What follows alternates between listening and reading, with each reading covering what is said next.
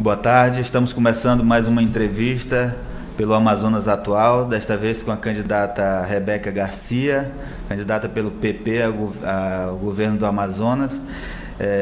Kleber Oliveira aqui nos acompanhando nessa entrevista. Boa tarde, candidata.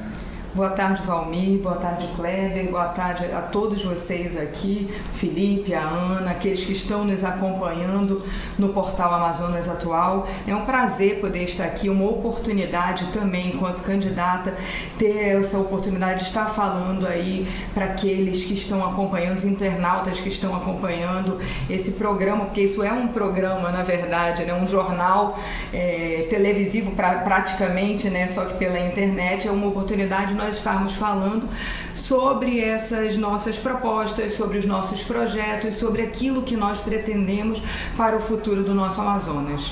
Candidata, hoje foi divulgada uma pesquisa eleitoral em que a senhora cresceu 6,22 pontos e aparece com uma simulação de segundo turno vencendo o candidato Eduardo Braga e próximo ali do amazonino com uma diferença de pouco mais de 5 pontos percentuais, né?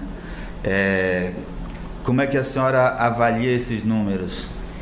Valmir, assim, a gente recebeu com muito otimismo, né? A gente está andando nas ruas, a gente percebe que a vontade de mudança, a vontade de renovação é grande, mas a gente precisa ver em números, né? A gente gosta de enxergar os números para ter certeza que o sentimento das ruas é exatamente aquilo que você está interpretando.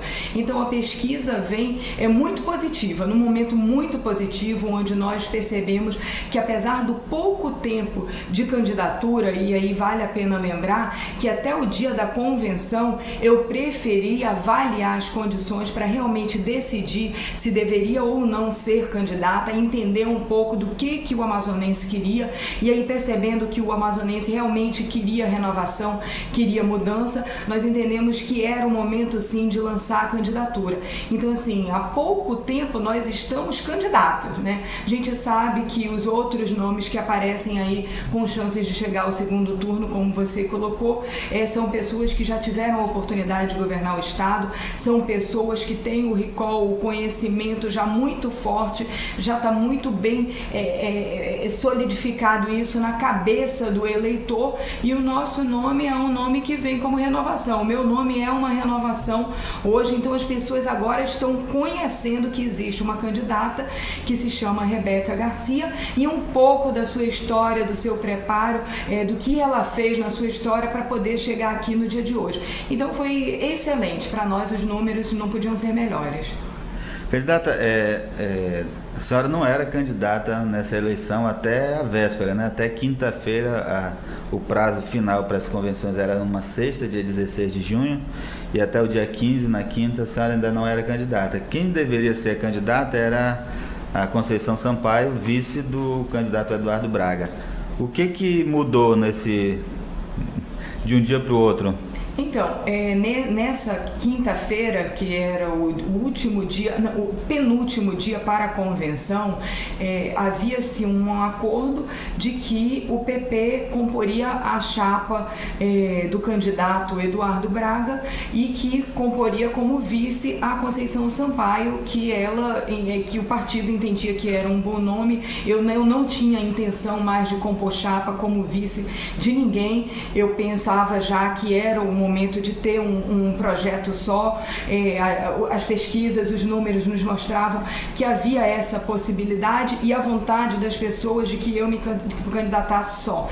Então, o partido entendeu que nessa composição de chapa, o nome da Conceição Sampaio seria o nome que agregaria. Mas por um entendimento que eu acredito, eu não sei se regional ou nacional, mas por um entendimento que não passou pelo PP, que passou pelo PMDB e pelo PR, se entendeu que a melhor chapa seria PMDB e PR. O PP entendeu, então o PP nesse momento tinha a oportunidade de compor essa chapa. ou de lançar uma candidatura solo. Como nós achávamos e entendíamos que o momento era um momento de se trilhar um caminho solo, nasceu aí a candidatura da Rebeca, a minha candidatura. Então, com o apoio de todo o partido.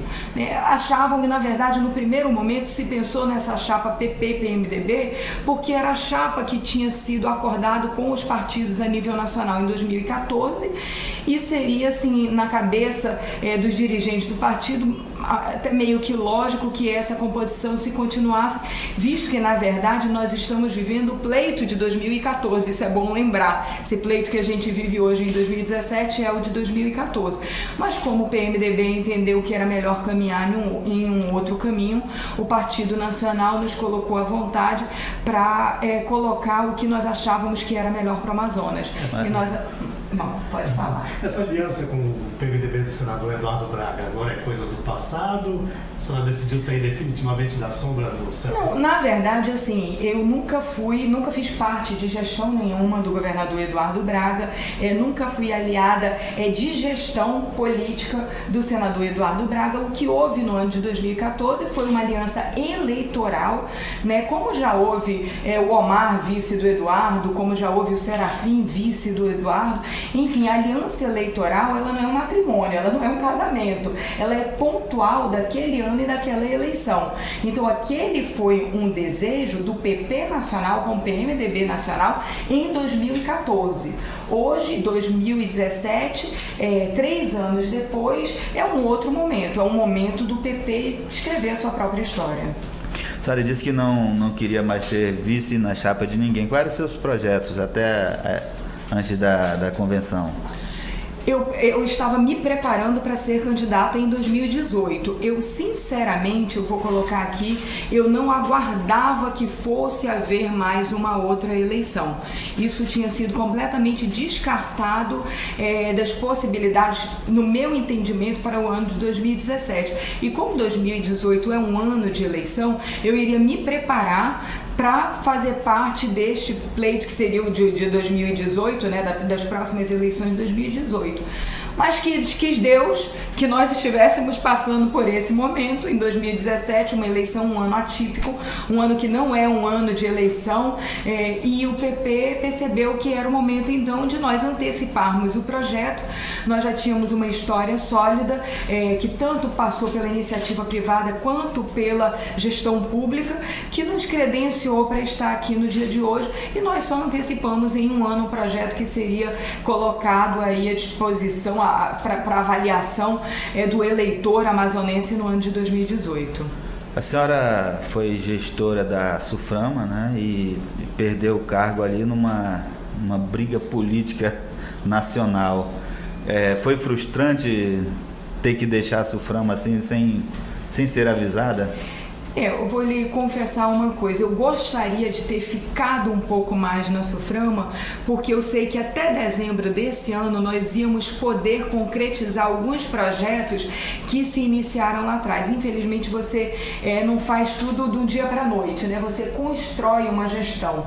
E se eu ficasse até dezembro, nós teríamos condições de avançar em alguns pontos, como, por exemplo, a atração de investimentos, né? Bem assim, na semana antes de eu sair da Suframa, eu sentei com uma grande multinacional para trazer 2 produtos de grande venda hoje no Brasil, né, que são 2 cafeteiras em cápsulas, para serem produzidas no Polo Industrial de Manaus. Então isso estava muito bem encaminhado, né? E o nosso acordo é que isso estaria sendo produzido no Polo Industrial de Manaus até o final desse ano, né? Com a minha saída, essas conversas pararam, essas conversas esfriaram, mas nada que não possa ser feito à frente do governo do estado. Aliás, pode ser muito melhor feito, porque a capacidade de atração de investimentos do governo do estado é muito maior e mais forte. A senhora ocupou o cargo na Suframa por indicação política. A senhora não teve um desgaste por ter saído de lá pelo mesmo motivo? Eu penso que pode até ter sido, um cargo de indicação política, né? Mas o motivo foi técnico, né? Eu lembro muito bem que quando falaram, não, o seu nome é bom porque o seu currículo é bom para ocupar esse espaço. Então, assim, foi um cargo técnico que eu ocupei por indicação política. E eu acredito, por tudo que eu tenho ouvido durante e depois da minha gestão na SUFRAMA, é que eu atendi as expectativas de um gestor para a Superintendência da Zona Franca de Manaus. Então, eu levei da melhor maneira possível a SUFRAMA como uma técnica, como uma economista que sou, como gestora. Infelizmente, a gente goste ou não, o cargo ele é político, ele é um DAS-6, o DAS-6 é um cargo que é do presidente da República e o presidente da República entende o que é melhor para fazer a composição na hora que ele entender da gestão dele a nível nacional. A SUFRAMA é um cargo federal, enfim, é um cargo dele. Então, assim, ele entendeu que para a gestão dele seria melhor uma outra pessoa. E quem sou eu para julgar? Eu sei que enquanto eu estive lá, eu fiz o meu melhor possível. Mesmo não tendo sido ele quem me indicou e quem me colocou lá, eu fiz o melhor possível porque ali eu estava representando o governo federal. E eu tinha noção dessa responsabilidade. Então eu queria o melhor governo federal representado no estado do Amazonas. E a gente sabe que a SUFRAMA é o braço mais forte do governo federal aqui no nosso estado. A senhora participou ativamente da criação das taxas da SUFRAMA, né? Mas houve uma perda ali, uma perda política, né? na aprovação do projeto. Na verdade, não foi na aprovação, foi o veto do presidente, né, que não deixa os recursos à disposição do Amazonas. É o governo federal quem decide como é que são gastos esses recursos que são recolhidos das taxas pagas pelas empresas. Como é que foi esse veto? Foi ruim para o Amazonas?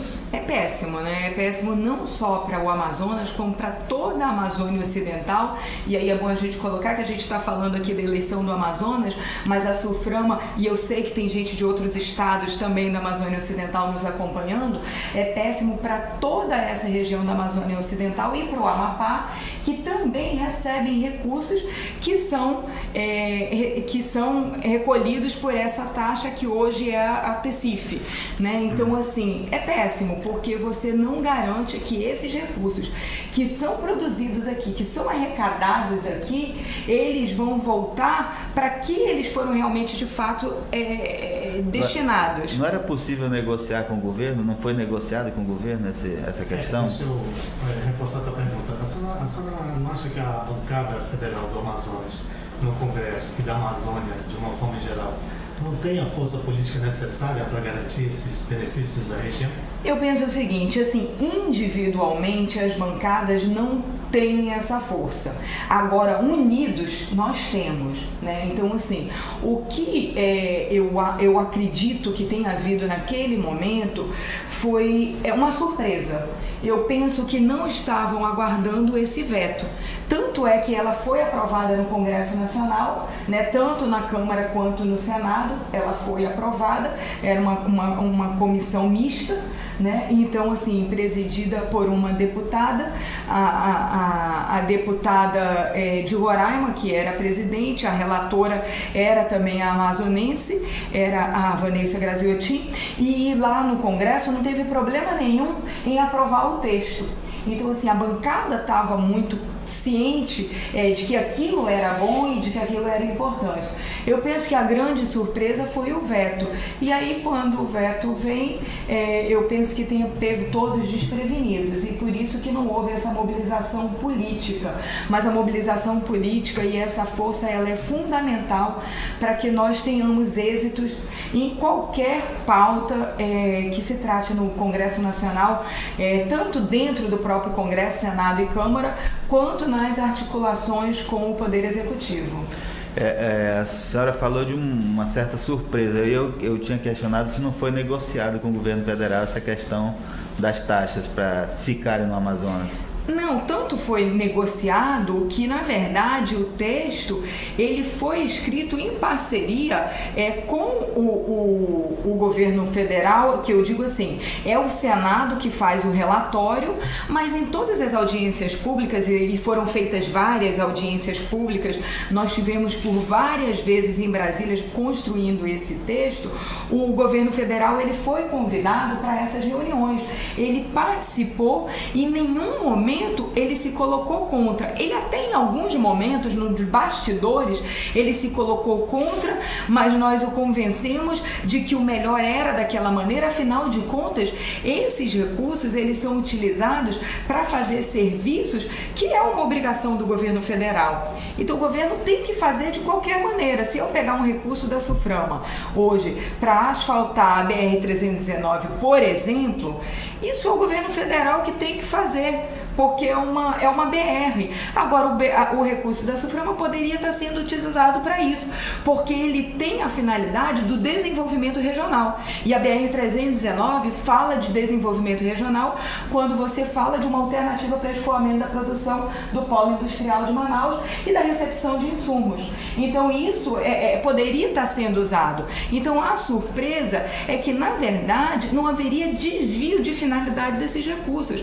Então, na nossa cabeça, e aí eu coloco a nossa cabeça, tanto da SUFRAMA quanto do Congresso, eu tenho certeza, porque tive a oportunidade de estar muito próximo dos deputados e dos senadores, na nossa cabeça era uma coisa assim, é tão fácil de ser entendida por parte do governo federal, e aquele retorno iria para o governo federal em forma de reconhecimento por parte dos estados que aquele recurso era federal e era um serviço federal que estaria sendo prestado àquela população, que nós não imaginaríamos nunca que haveria um veto depois de tantas discussões.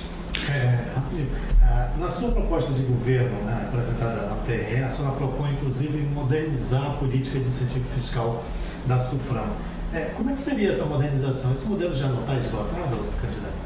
Na verdade não da SUFRAMA, porque aí o governo do estado não tem como intervir na SUFRAMA, né? Mas nós precisaríamos, no meu entendimento, fazer uma revisão fiscal.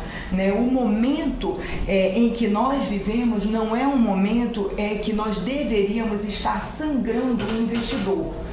Seja ele da indústria, seja ele do comércio, seja ele do agropecuário.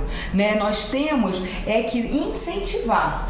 O que pode se garantir é mecanismo de contrapartidas por parte, seja ela de qualquer segmento desses que eu citei, para uma redução em alguns impostos, como o ICMS, que foi na última gestão, agora, se tomou a iniciativa de aumentar o ICMS para alguns segmentos.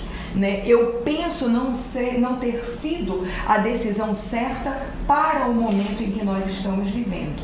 Capital de giro é o fôlego do investidor e são essas empresas, são esses comerciantes que fazem gerar emprego e renda na nossa região. Quando você aumenta a carga tributária, você tem que reduzir em alguma coisa dentro da empresa para poder compensar. E o que nós percebemos pelos números é que foi compensado também aí com o número de empregos. Candidata, desde ontem está sendo julgado no TRE, não terminou ainda esse julgamento da sua chapa, do registro de candidatura, principalmente por conta do vice, né? O vice Abdala Frache foi impugnado por um candidato e pelo Ministério Público Eleitoral. Como é que a senhora está lidando com isso? A senhora já tem em mente nomes para trocar o vice, se ele for impugnado mesmo? Pois é, então assim, até explicar para que não haja confusão, a chapa não está sendo julgada, Quem está sendo julgado é o registro do vice, que é o Abdala, que é uma pessoa que tem ajudado muito em relação ao interior do estado, uma pessoa muito querida, muito forte no interior, ele tem passado muito mais tempo no interior do que aqui, e o Ministério Público veio com uma indicação de que ele não deveria estar candidato nesse pleito. Essa é uma avaliação que está sendo acompanhada pelo jurídico do próprio candidato, né? O jurídico da campanha não se envolveu nisso, por não se tratar da chapa, por se tratar da pessoa dele, e houve um entendimento por parte dele que seria melhor ele continuar com o advogado pessoal, que foi quem tratou desse processo, um processo que nós não temos conhecimento, assim, que nós não tínhamos conhecimento, mas que ele decidiu tratar dessa forma. Nós precisamos esperar o julgamento. Como eu falei ainda há pouco de aliança eleitoral, uma aliança eleitoral, ela é feita entre partidos, né? Então, assim, quando o PP lança o candidato majoritário e faz uma aliança com outro partido, o outro partido indica um vice, né? Então o partido indicou esse vice. Se por um acaso se entender que a candidatura dele é inviável neste pleito, provavelmente o próprio partido se reunirá conosco para a indicação de uma outra pessoa, que pode ser do partido deles ou que pode ser de qualquer nome dentro dessa aliança, mas precisa estar dentro da aliança. Ok. Vamos falar de propostas, candidata. Segurança pública, a senhora tem como meta combater o narcotráfico e fortalecer o policiamento ostensivo. Eu começaria uma pergunta sobre o policiamento ostensivo. A senhora, eu ouvi recentemente da senhora uma crítica ao programa Ronda no Bairro. A senhora não faria aquele tipo de ação? Não é uma crítica assim ao Ronda no Bairro, é uma crítica de como ela foi implementada sem ter sido construído um plano de segurança estadual, né? Hoje o que eu vou lhe falar aqui é um fato: nunca foi feito no governo do estado do Amazonas um plano de segurança estadual. E o que é um plano de segurança estadual? É enfrentar a segurança de maneira planejada, se planejando as 3 pontas da segurança, que é a prevenção, né, a repressão ostensiva, como você colocou, e a ressocialização. Então, se você não trabalha as 3 pontas, não adianta você trabalhar só uma. É preciso trabalhar no conjunto. O que eu queria colocar aqui? É uma situação, a segurança a maior dificuldade de gestão de um Estado, eu penso ser na segurança, porque não é algo fácil de ser resolvido. Ele é possível, com planejamento, com gestão, ele é possível, mas ele não é fácil e não é para curtíssimo prazo.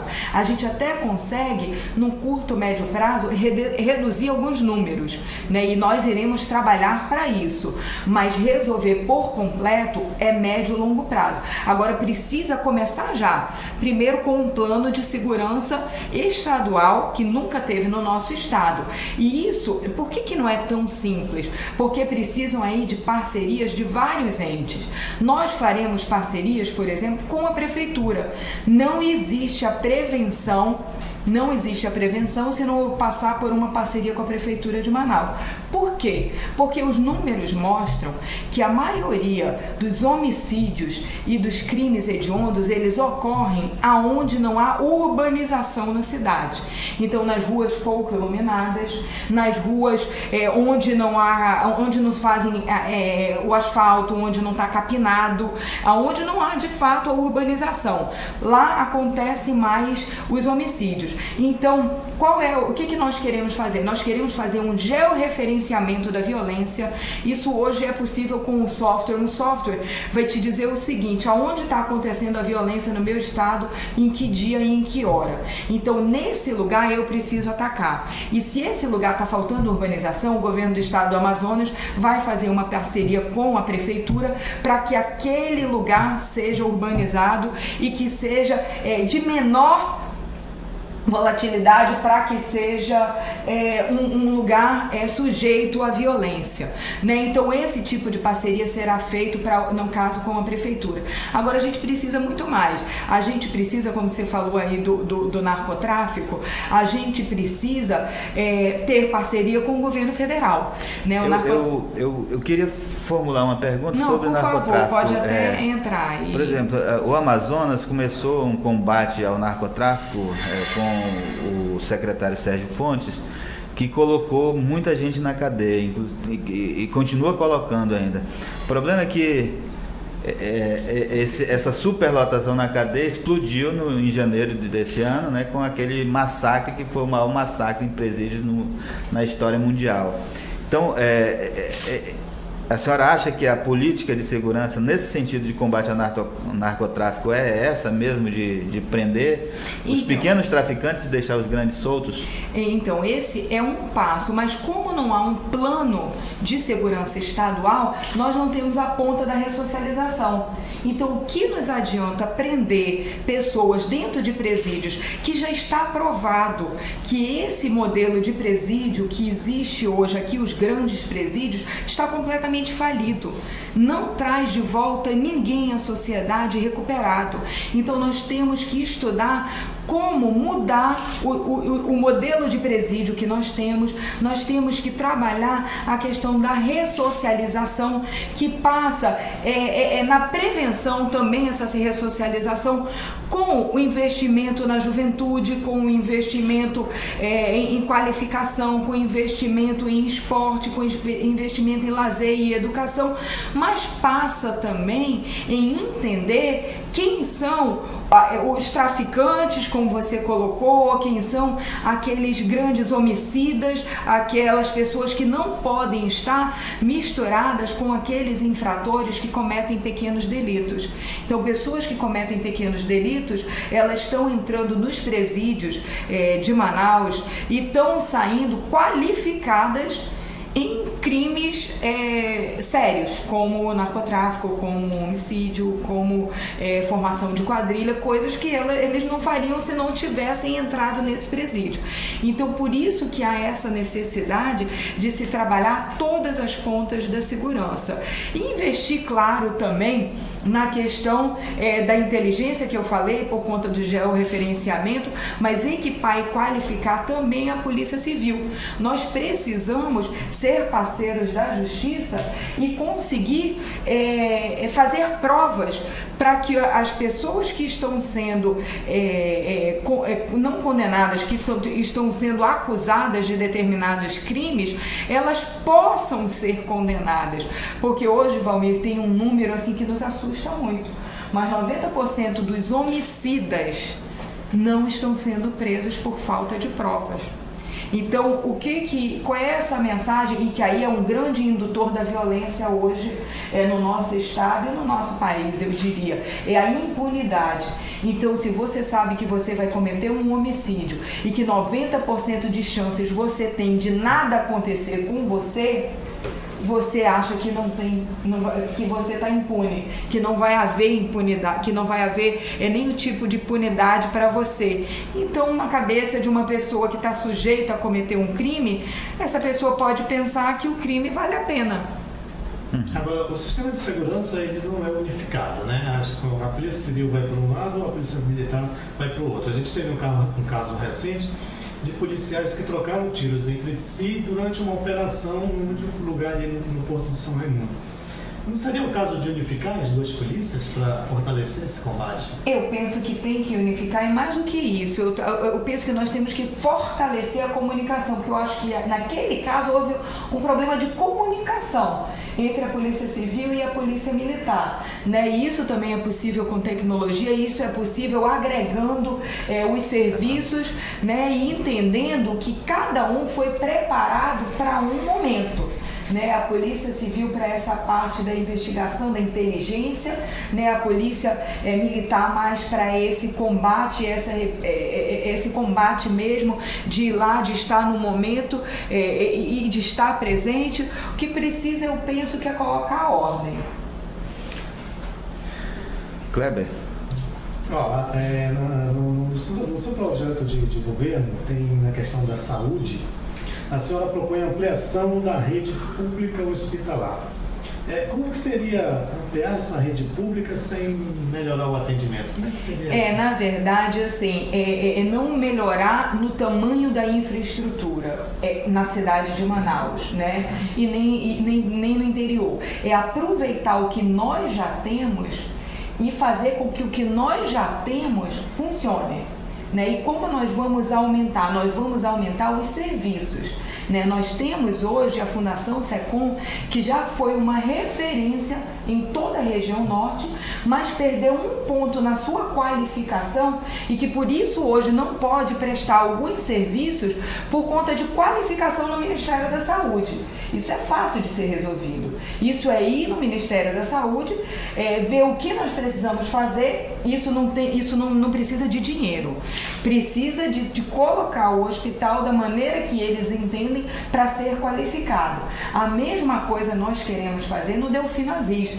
O Delfim Aziz hoje é o melhor hospital da região norte, ou o melhor, seria o melhor hospital da região norte se estivesse funcionando plenamente.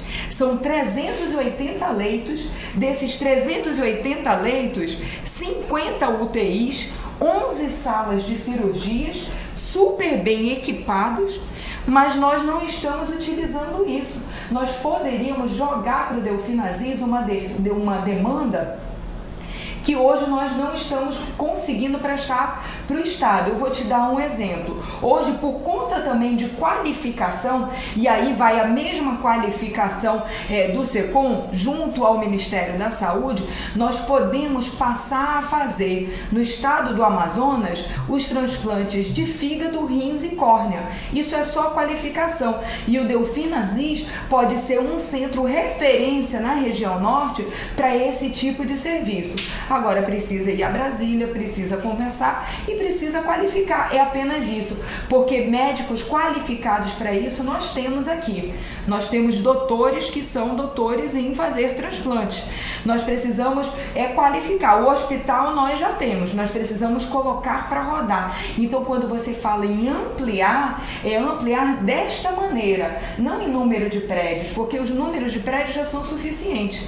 Nós queremos trabalhar algumas portas de entrada para mostrar que é possível que todos os hospitais fiquem daquela maneira. Agora, é claro que em 1 ano e 2 meses todos não vão ficar, mas nós podemos pegar algumas portas de entrada, como 28 de agosto, como João Lúcio, como Platão, pegar os hospitais infantis da criança, né, também como referência, uma maternidade como a Ana Braga, que é uma maternidade que já foi também uma referência, que pode voltar a ser uma referência, e mostrar que como esses hospitais e como essa maternidade, as outras todas podem ficar iguais. Agora, em caso de eleito, a senhora vai pegar um estado que tem um verdadeiro caos na área do pessoal da mão de obra pública, né? A gente tem servidores temporários, a gente tem concursados que vão à justiça e ocupam as ruas para pressionar pela contratação.